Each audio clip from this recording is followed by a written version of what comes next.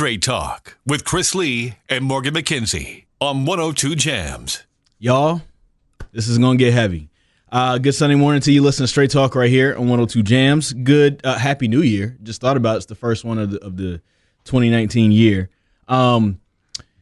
Surviving R. Kelly. That's one of the things that's been popular. People are watching it, and we're just going to talk about it, man. It might get real up in here. It will get real up in here. Yeah. How you feeling, Morgan? Outside of that, how's 2019 treating you? Oh, 2019, it's trill already. Like I said, my word for 2019 was assertiveness, and boy, am I being tested already. So Yeah. it ain't waste no time with me. I feel you. It did not. Let's get into it. So, I haven't seen parts 5 and 6 of Surviving R. Kelly, but I have seen 1 through 4, and I've also taken in some extra content on the side, some extra interviews with folks from the show who are going a little bit more in depth on certain things, that their personal interactions with R. Kelly, including some pretty long interviews with his younger brother, Kerry Kelly, and also Geronda, one of the young ladies who's one of his victims. A lot of craziness. One of my friends, Janae Lewis, she found this book, 95-page book, ebook, and I can send it to you if you're interested.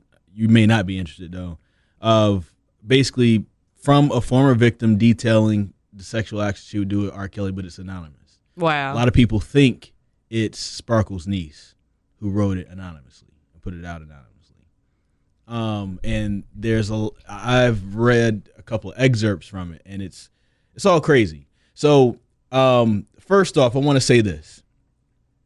If you haven't watched the documentary, you probably need to try to take time to do so. And if you haven't, don't pass judgment on those who are reacting to it.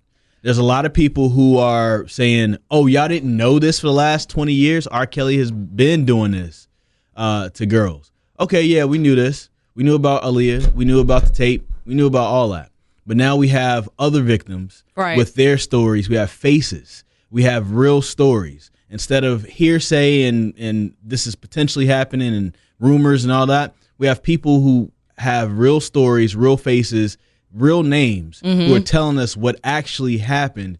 And the details are a lot more than what I could have ever imagined. I wasn't ready.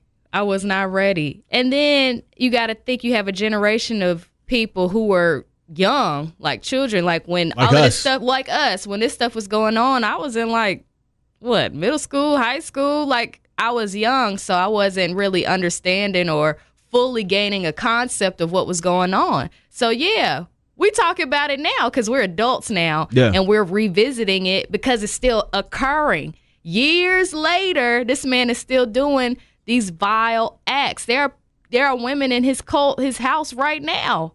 Now, I said this to one of my coworkers the other day. With the Aaliyah thing happened, I was in elementary school. With the sex tape thing, I was in high school, right? Right as that started to break, I was in high school. I remember being with a group of dudes, and somebody was like, yo, I got the tape. And we watched it, right? Yo. Now, keep in mind, we're in high school. We're like 16, 17 ourselves watching this. So it didn't hit us as much because the girl that we're watching is our age. Now being an adult, not saying that we didn't understand how serious it was, but it wasn't registering. It wasn't registering the way it registers to me now as a 32-year-old man who now can look at that tape and see another 30-something-year-old man. I didn't watch it, but remembering the tape from back then, seeing another 30-something-year-old man with a teenager. Then it's like, yo. Because you have more what perspective. Is this? Right. It's what is not this? right. And so I think that's one of the reasons why it's hitting a lot of people a lot harder. But let's get into some of the stuff. I don't want to ruin anything, but let's get into some of the stories. Basically, R. Kelly has a system. He has a profile of women that he will target.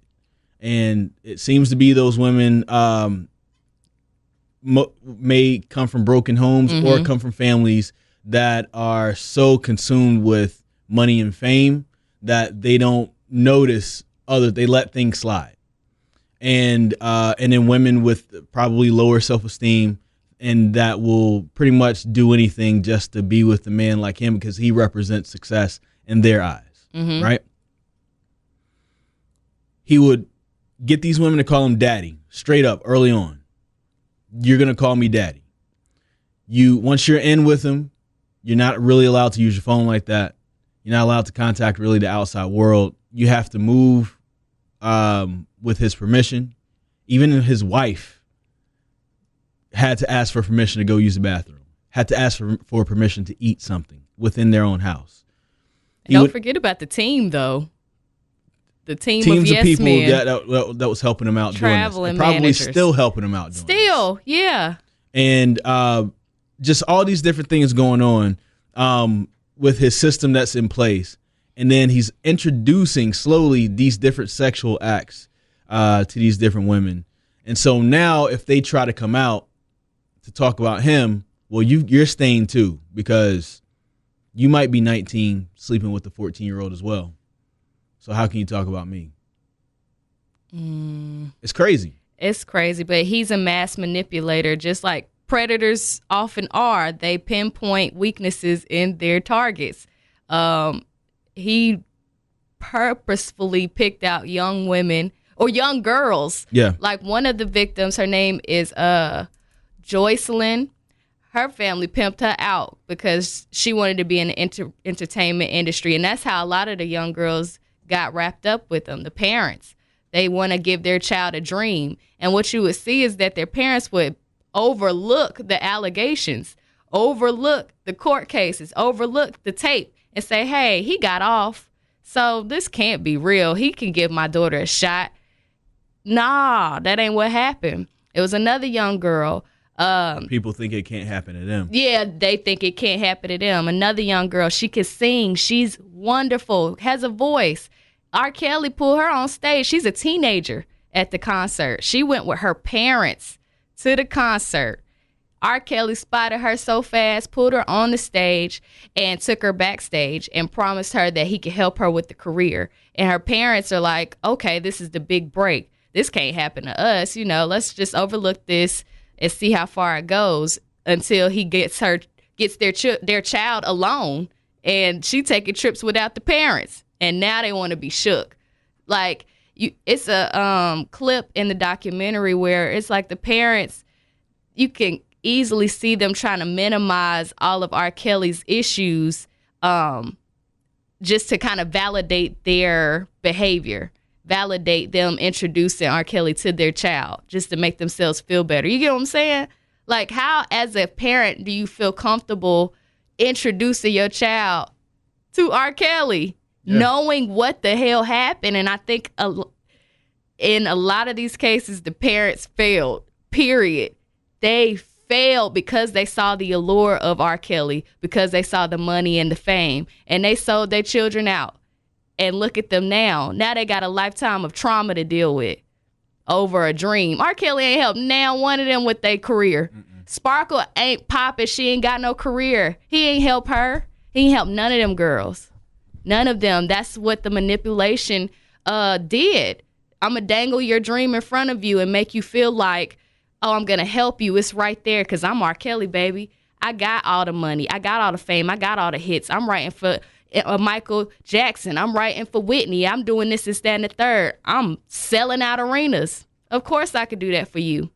Of course you could be around me. I can enlighten your world. Nah, it's a tactic.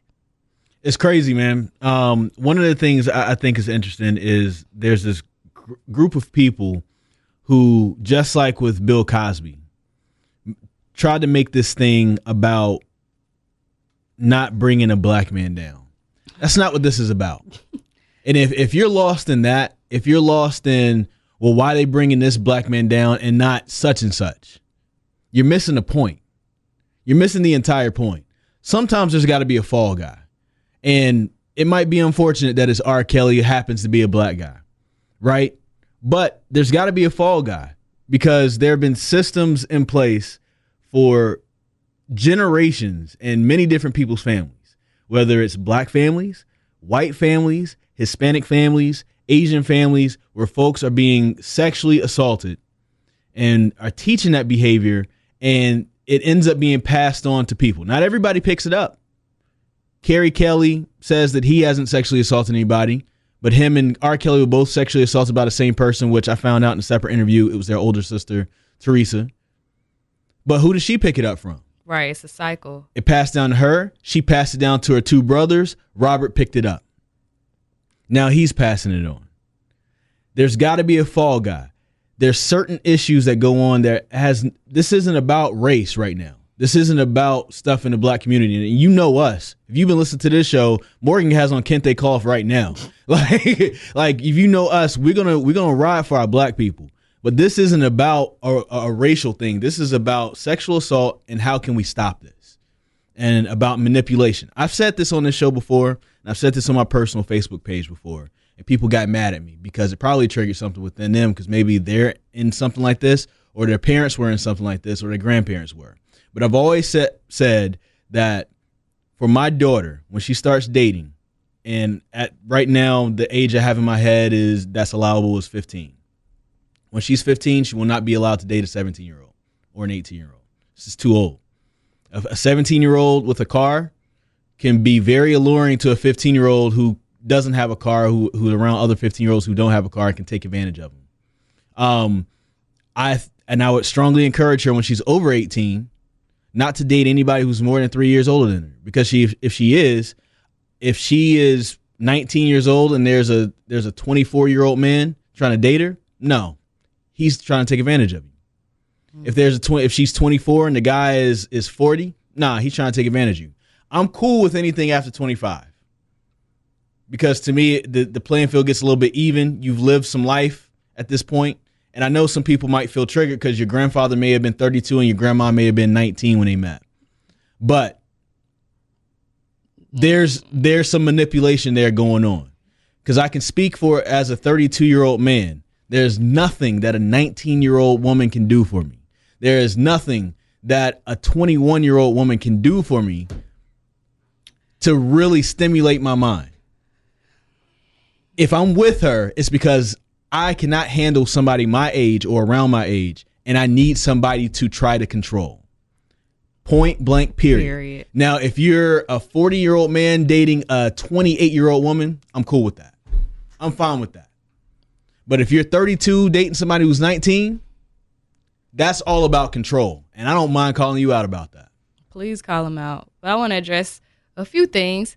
You mentioned that it's not about race, but I do think it plays a huge role in this whole documentary, because I feel like just because those women are black, majority of them are black, they weren't heard and people did not care. It does play a role with that. It plays a role, with the victims. Definitely with the victims. Yes. Because a lot of times you'll see when black women speak out, people are quick to dismiss their claims because we aren't looked at as credible, or we are seen as more sexual objects, or we are seen as individuals who have solicited the abuse. Like we made ourselves vulnerable or susceptible to the abuse.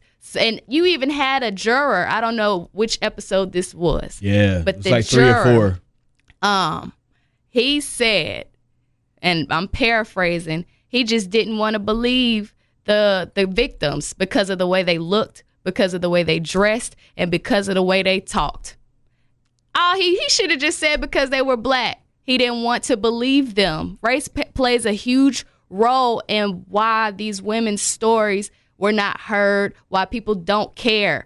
And to bring it back to what you said regarding those people who want to come up here and have an uproar and dismiss this issue and bring up Hugh Hefner, or we bringing a black man down, those people need to just say they don't care about the victims. That's it. Exactly. You just need to say you don't care about the victims, and you want the playing field of violence to be equal. You want black people to get away with these issues like some other races do. Just say that. You don't care. It's a very good point. There's a lot of us who use race to try to connect us with other people, but at the end of the day, they want to continue what we've been taught to us by white supremacy. Exactly. within our own race. They want that same power within our own race. They want that power. They want to be able to get off scot-free like some of these white people do, or they get a slap on the wrist. Well, why they ain't happen to Bill Cosby? He locked up. They just want to bring the black man down. So forget what he's done. Like, it doesn't matter that he's harmed women in this process, black, white, and all types of other races. Forget that. Oh, no, we don't care about the victims. We only care about the fact that he's actually getting what needs to happen to him. But it's not an evil playing field because he's not getting a slap on the wrist like, say, a white person would. And I think that's bogus. Just say you want to be complicit in power. You want supremacy just with the black race. Yeah. You don't care about the victims. You don't care about black women. You don't care about none of that. Just say that. And you know what's crazy is we're really obsessed about being kings and queens right now. And this is a really good opportunity for black men to really be kings. You know what kings do? Kings protect. Okay. Kings protect their people. They protect their women. And even if you're not physically able to protect, one thing you can do to protect is to call things out and use your voice. And you can use your common sense to protect another young black woman. If you see this man constantly preying on one of our sisters, and this doesn't necessarily have to be about R. Kelly, but it could be the man in your church. Okay. It could be a guy in your neighborhood or just some guy that you know around town, and you know that he's doing certain things. Why aren't we building protection or certain ways to protect our young ladies from these type of men, so that they're not constantly getting if I've been seeing stuff like in Chicago, people in Chicago knew if you saw R. Kelly's group of people and they slid you his number, do not call the number. If you knew that, why isn't he in jail right now, Chicago? He was at the high school.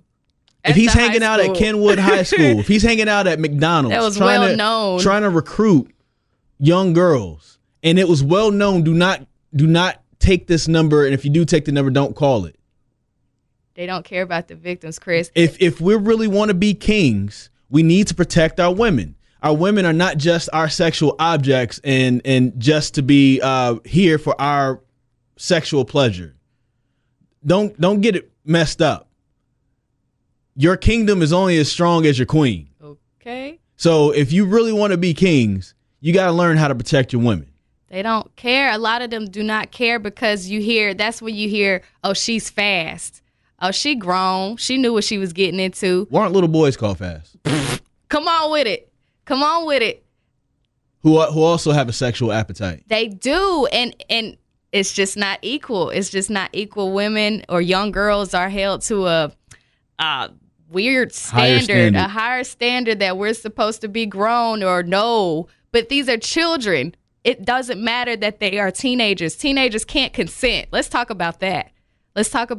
Teenagers can't consent. When you have somebody that's older, that's not a level playing field. That's control. That's manipulation. And it doesn't matter if this young girl is sexually active or if she is maybe she is she's aware. You get what I'm saying? Because there are girls who are a little bit more aware of certain things. She's going through puberty and she has her hormones raising. And she's curious. She wants to find stuff out. And she's been sexualized since the beginning of time. Think about young girls who develop faster. Yeah. And you got older men already looking at her like she's a woman, not a child, because she doesn't look like one. She's already sexualized. So think about how her behavior is going to be. And that's when you got people calling her fast. No, she's being sexualized. She's internalizing this behavior from the jump. And if she doesn't have a father and this is how she gets attention from men, then this is what I got to do. She thinks it's okay. I was talking about this earlier about the age difference. And if there's a 32-year-old man, he shouldn't be dating a 19-year-old woman because that's all about control. When I was talking about that earlier, one of the things I didn't mention that I want to bring up now is just the whole idea of we need to stop spreading the lie that if you're a 16-year-old girl, you're more mature than the 16-year-old boy, and that you're on the same maturity level as a 21-year-old man. Now, like, that is a complete lie, and we need to stop spreading that through generations. And this is not me trying to victim blame at all. But I also want to just say that we need to stop telling girls that they are okay if they are 15 dating a 22-year-old because they're the same maturity level. They are not. We need to stop saying that, because I also think, and like I said, I want to walk a careful line, because I don't want to make it look like I'm victim blaming. But I also don't want to be in a situation where we are mentally shaping girls from a young age to believe it is okay if they do these things ahead of time. I want my daughter to know at a very early age, baby, if you're 14, you have no business with an 18-year-old. That 18-year-old will take advantage of you. Now, if you are 28 and he's 24, cool, that's fine. That's fine. But if you're 18 and he's 18 and you're 14, you have no business with him. He is only there to take advantage of you. He's the senior with a car. He's been around the block. He's seen how it goes for the last few years. You're new to high school. It might look good. You might feel like you're more mature than the boys your age. At the end, you might have matured faster in certain other ways with your body and maybe through schoolwork or whatever. But your actual maturity as a person, nah. It's interesting because it creates a conflict, because you have people encouraging women, young girls, that, oh, you mature faster. But then you have another side to it where young boys are being encouraged sexually. Like, you know what I'm saying? They don't get that talk that they're mature, but they get the talk that they're ready for sex early. And that's weird.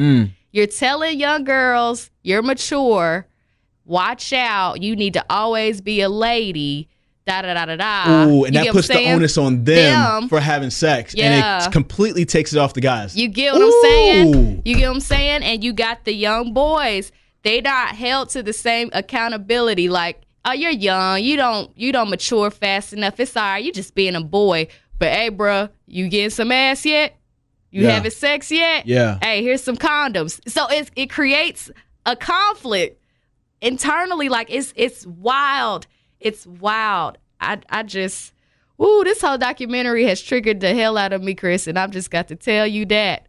Because it brings up so many layers. Yeah. So many layers. Of course, it's focusing on R. Kelly and what he's done to these women. Horrific, disgusting things. But it hits home for a lot of us. It hits home because we know people in our communities who are predators, who do these types of things to young women and boys. And if we want to be quite frank about it, and a lot of people aren't really talking about it, R. Kelly is really a victim too. And it just shows the cycle of abuse and how it perpetuates. Yeah. It's a cycle. That young boy's, R. Kelly's innocence was robbed from him as a child. Probably at least as early as 10. Robbed from him. According to Carrie, his younger brother. Taken advantage of. There was no protection for these little boys at that time. And then the worst happens. It's internalized, and R. Kelly is acting out on these issues because he has trauma. He has trauma that has not been dealt with. It's just been internalized, and now that he has the power and the fame and a system and a group of yes people, he's able to do what was done to him, but on a grander scale. On a worse scale. And this is not to give him a pass at all. No, it's not to give a pass. It's just to point out the root of the issue. The root of the issue is that there is no protection. People got to do better. And I feel like it's up to our generation to have this dialogue, have these discussions and say, hey, this is not okay. We let this go by so long. So long. There are people in your families right now, in my family right now, who have done stuff just like R. Kelly. And we swept it under the rug. It's time up for all of that. People got to start speaking out. Period. It is not okay. And that's why he was able to do all of these things for decades. Like, he was able to do this because people thought it was all right. People didn't think it was a big deal, or they didn't know how to handle it, or it's R. Kelly. We're enamored by his music. I'm going to compartmentalize this. He makes great music for the community. How can we shun this man? Right. You know what I'm saying? And man, and I can't downplay everybody, because at one point I was like that. I was like, man, I'm still going to step in the name of love. You get what I'm saying? But after watching that documentary and finding out what these lyrics are really about and how sick he is. Every song has a story behind it. Every song has a story behind it. It is a soundtrack to his life and how sick and vile he is. How sick and vile he is. He is a monster because he is able to have these victims do all this dirt and put it in his music and say, hey, I'm untouchable, and y'all singing to this stuff, but this really happened. I saw somebody saying, can you separate the art from the person?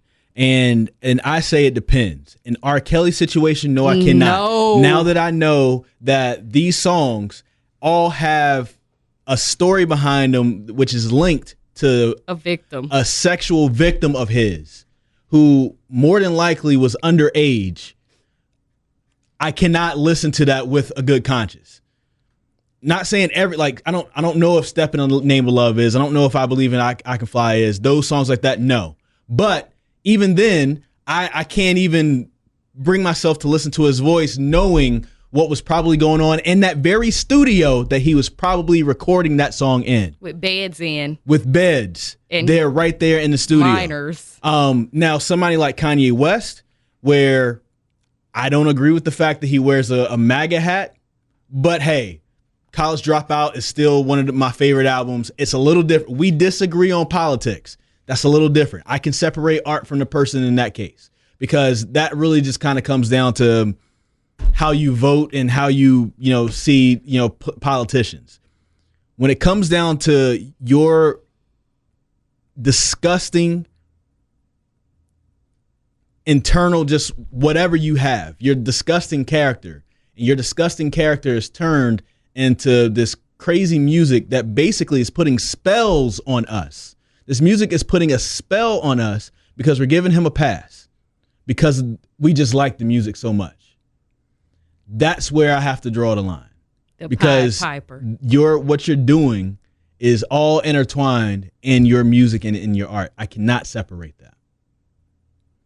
And I didn't know this until like a couple years ago. I didn't know that the Pied Piper was basically somebody to play music and have kids follow him. Yeah. And then so just to hear that back in the day is just like, that's crazy. He's playing with us. He was telling us the entire time. And that's what makes it really sick. And I'm thankful for the producers of this documentary, because it really opened my eyes. I feel awful at laughing at stuff like the Dave Chappelle skit and things like that. Yep. I feel awful. It's not even funny anymore, the Dave Chappelle joint. I didn't have the context and all of the details, and I was just wrapped up in pop culture. And I too was wrapped up in the aura of R. Kelly. I was too. Let your voice be heard. You're listening to Straight Talk on 102 Jamz. Good Sunday morning to you. Listen to Straight Talk right here on 102 Jamz. Every first Sunday of the month, we have Miss Velda Ford from sexisnotforsissies.com, and of course the Sex Is Not for Sissies Facebook page to come in. Of course, we talk about sex and everything around it, the good, the bad, the ugly when it comes to sex. And so we just discussed one of the ugly topics, and I wanted to kind of bring some of that into this. And so you being a professional and everything, I wanted to get the professional take and almost the kind of the, I guess, scientific take on everything instead of us just kind of talking. I don't know if you've had a chance to see any of the Surviving R. Kelly episodes, but it's gruesome to hear the real story, see real faces, and to get the details besides that, oh, he married Aaliyah and there's a tape.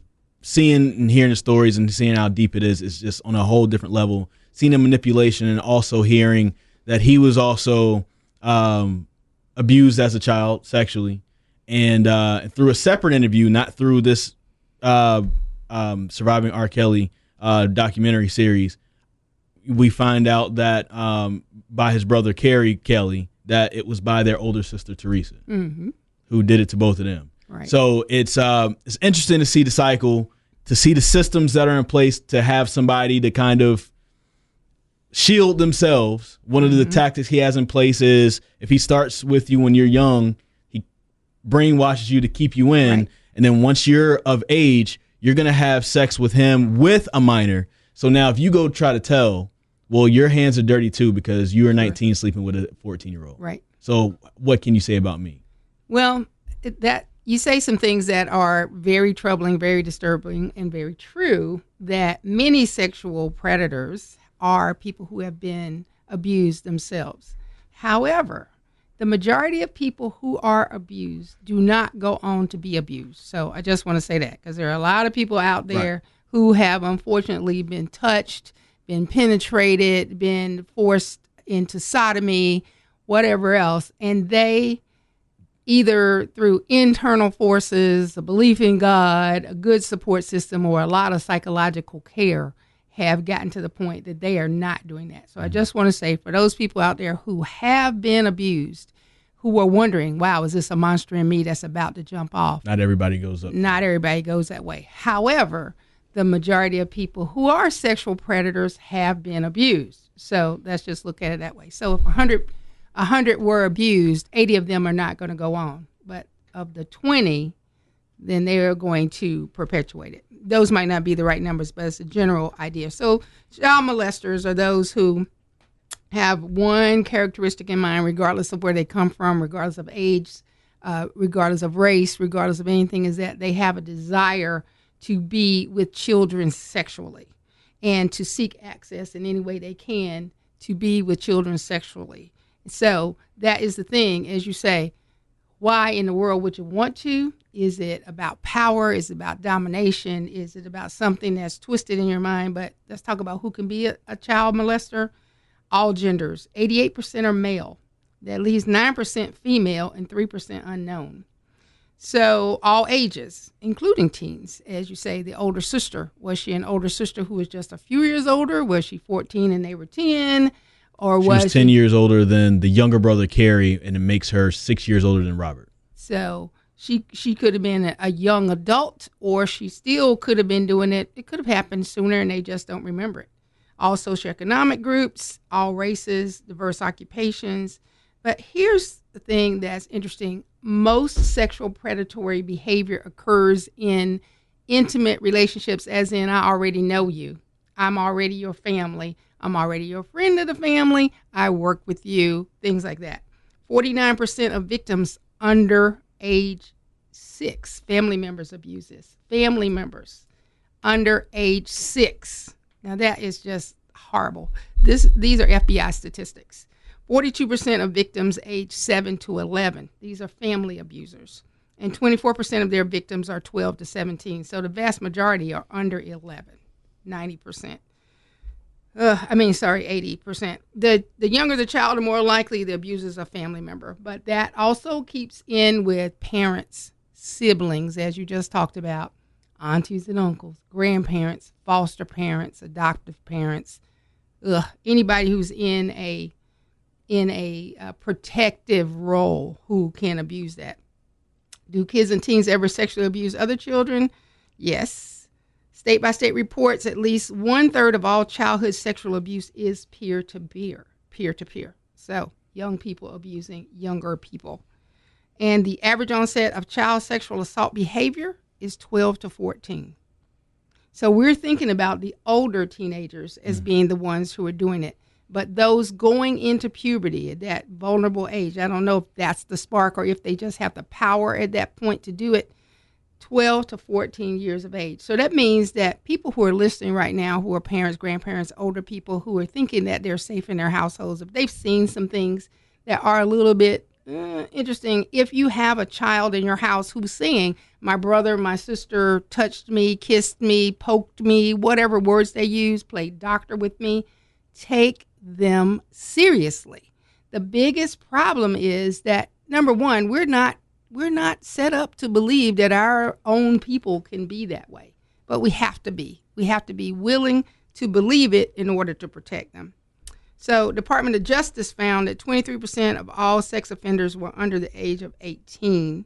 Two very important distinctions about juvenile defenders, and this is what I was trying to get to earlier. Of children who are sexually abused, the majority do not go on to become sexual offenders.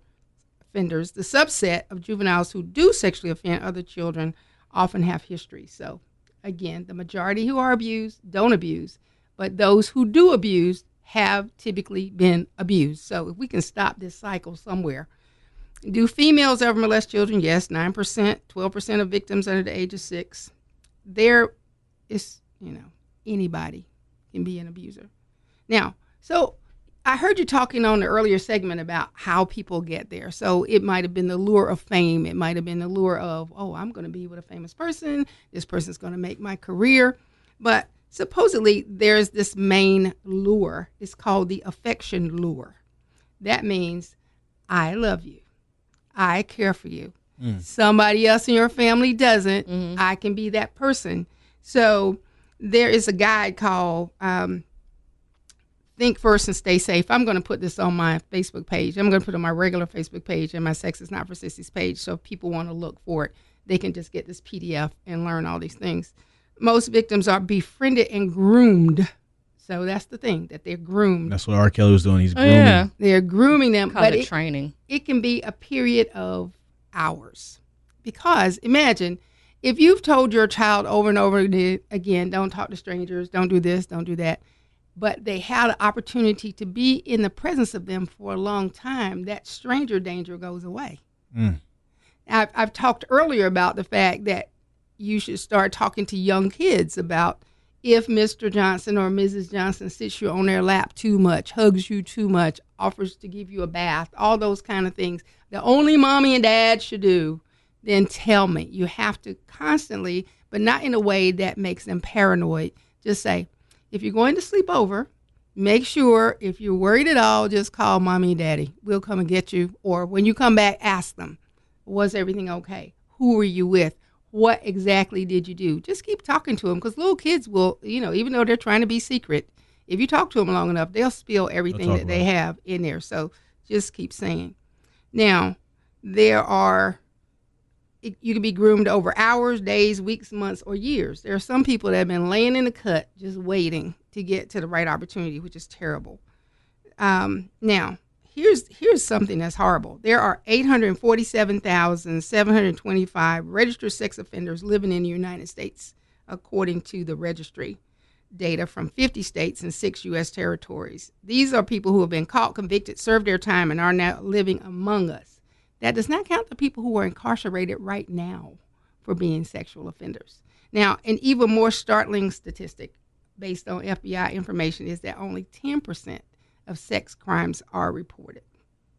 So that means, that's so sadly meaning. So 10%, you have the 800 and something thousand, and then that doesn't include the ones who are in jail. So we could say minimum 8 million people walking among us in the United States. 8 to 10 million.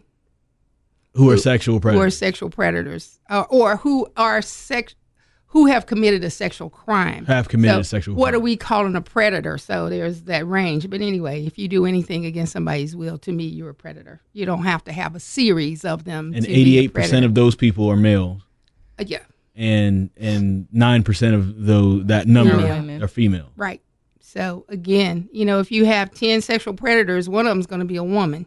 So you can't just turn your blind eye or think it's okay. Or you can even see the evidence in court now when there is a rape of a young boy. You see these female teachers with their teen students, and they rarely get as much time as a man. Many times they don't get any time at all, with the judge saying stupid things like, well, she made a man out of you, or something like that.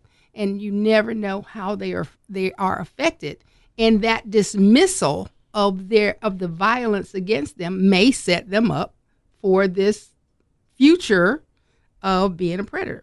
Now, how do they gain access?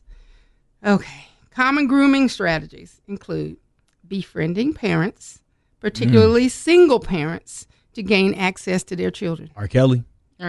All the way. Offering babysitting services to busy parents or guardians. Taking jobs and participating in community events that involve children. Becoming a guardian or foster parent. Attending sporting events for children. Offering to coach. Kelly went to sporting events. Went to girls' basketball games. Yep. Offering to coach children's sports. Volunteering in youth organizations.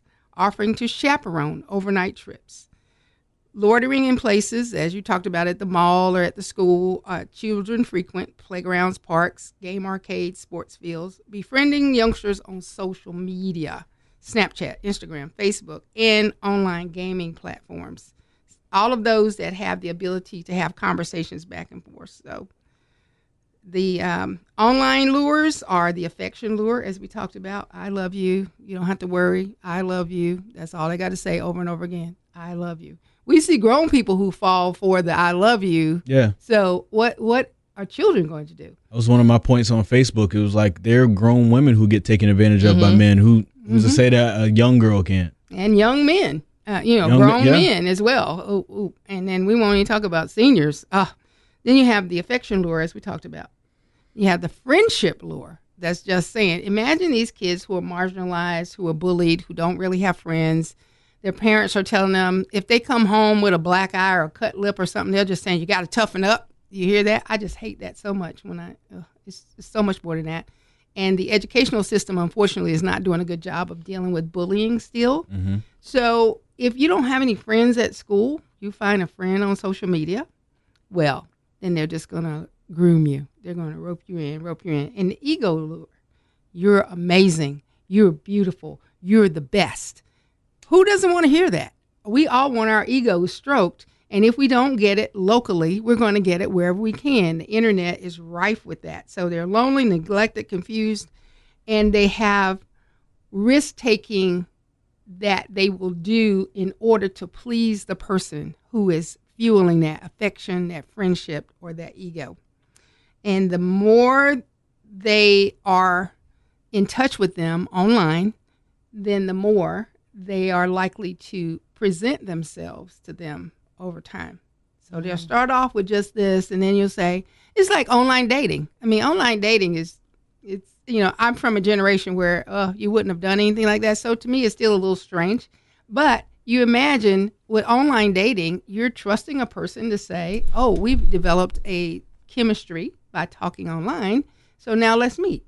Let's meet for coffee. Hopefully every person who's listening to my voice, the first time you meet anyone online is in a very public place, very crowded, with your crew nearby to intervene if necessary. Too much of that. So the internet predator becomes more serious because they can obtain their personal information, their full name, their address. You can just track back to see where people are. If you have your GPS on, they can find out. If you take pictures, it can tell you exactly where that picture was taken through Google Earth or one of those kind of things. So they share a whole lot of personal information. So the thing to do is know that this is going on.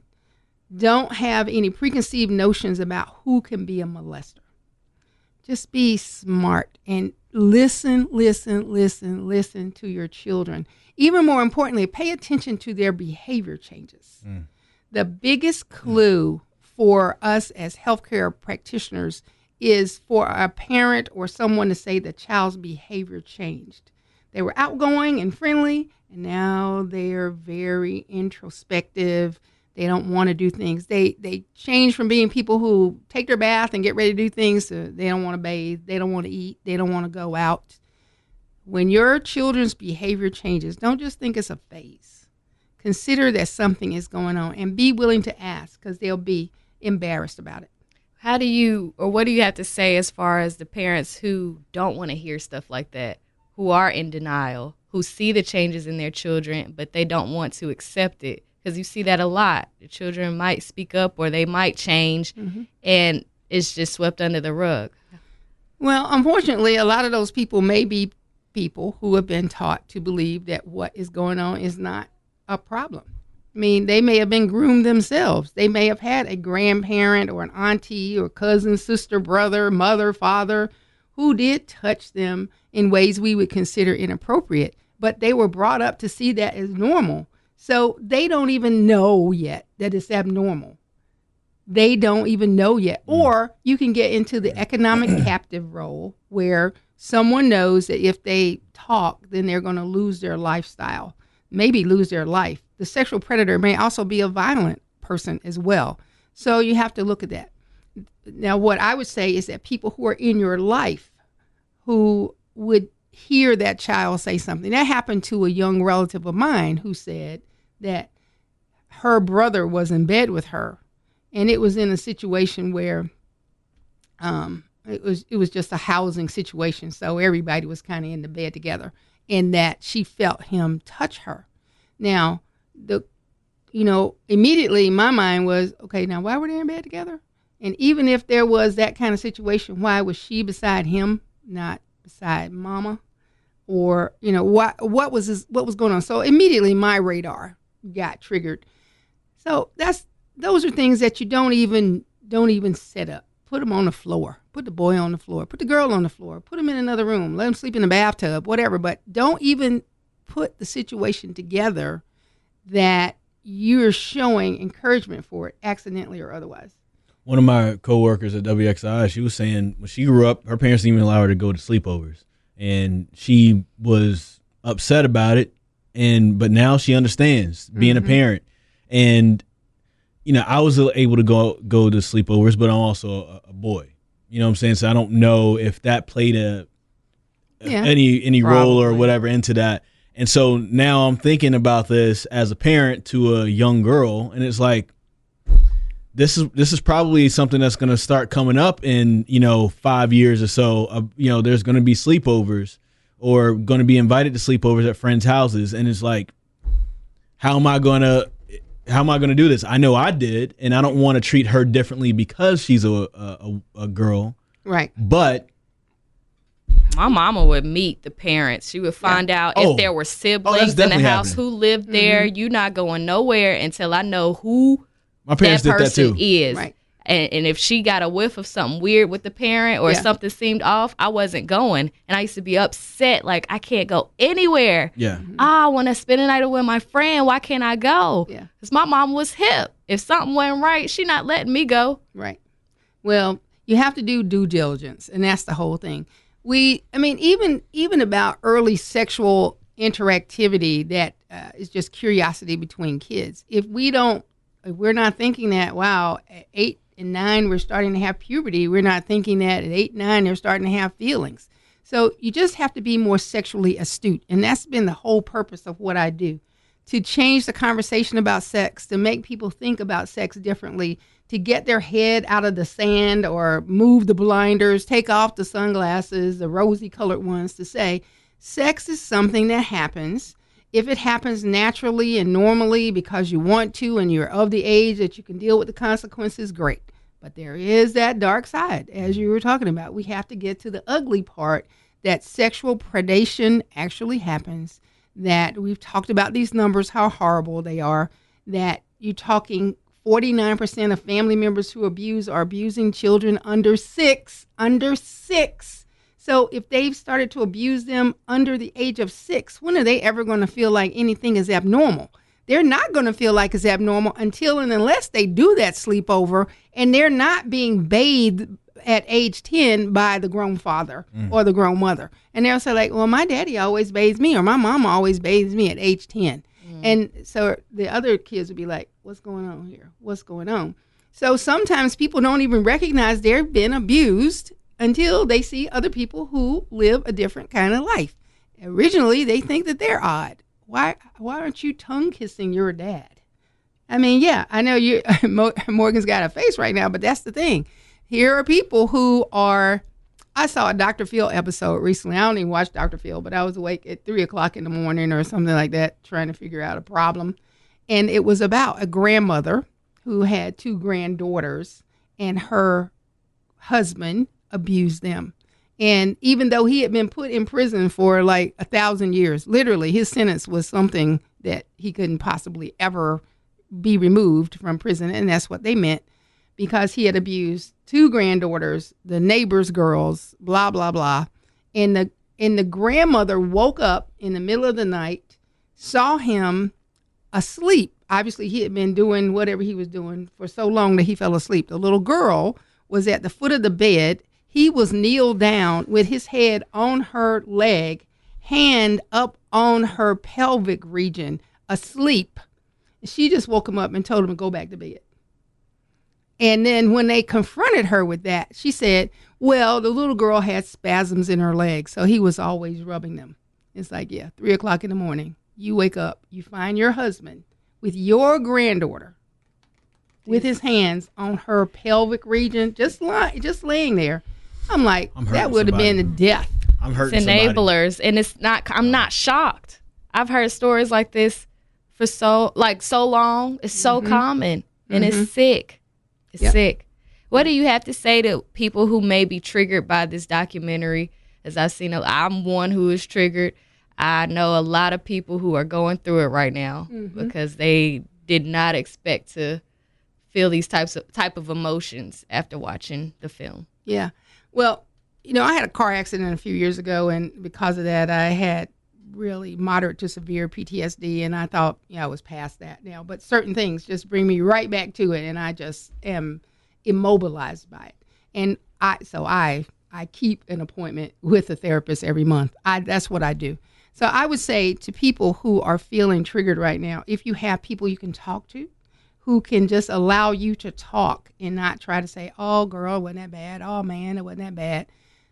Get into some talking circles where you can talk it out in a safe place with people who are going to keep your business in their own hearts. Or if you don't care, whatever, but talk about it. Whenever possible, get into a licensed situation with someone who's a counselor who can explain to you over and over again that it wasn't your fault, that it was a bad thing done to you, and that here are the strategies that you can use to move forward. I want to make sure that I say this, though, because a lot of people talk about where this happens. So it's just like I know a lot of parents who make sure that their kids are safe in the house in the evening and they don't go out late and they don't do things. But here's some more startling information. Can I say this really quick? Sure. I just want to say that because of the documentary, RAIN has seen a 147% increase in calls this week, and that's the Rape, Abuse, Incest National Network. So that's good. So talking about it gets people out there. So there is help out there if you have gone through it. And I just want to interject that really quick. No, that's good. And that's a reminder for me to put some information out there about who people can call, because there are some online. There are people who are there to listen to some phone things. But incidents involving juvenile offenders, and 1 in 7 sexual assaults occurs on school days between 3 and 7 p.m. with a peak between 3 and 4 right after school. That's because there's so many latchkey kids, and folks know we got an hour or so before mom and dad gets out of school. 81% of all child sexual abuse occurs in one-on-one situations, one offender, one child. So the question is, would a vigilant parent be able to detect a child molester? And the answer is not necessarily. Most are expert at getting children and families to trust them. So you just have to say, why is it that you want to do these things? And ask the kids, ask them exactly what happened. Tell me like a story. Talk to me about what happened. Put it in a story form and tell me from beginning to end exactly what happens. So, and remember, 9 in 10 children don't tell about being sexually abused, but a lot of it is because they are not asked. They're not asked, or they're not believed.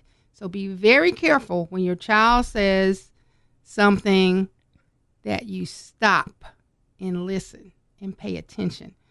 But more importantly, if their behavior changes, get to the root of it. Even if you have to talk to your pediatrician or a child psychologist, I'll try to put some resources out there about what to look for. But there's that Think First and Stay Safe guide that I'm going to put out there for parents and everyone else to pay attention.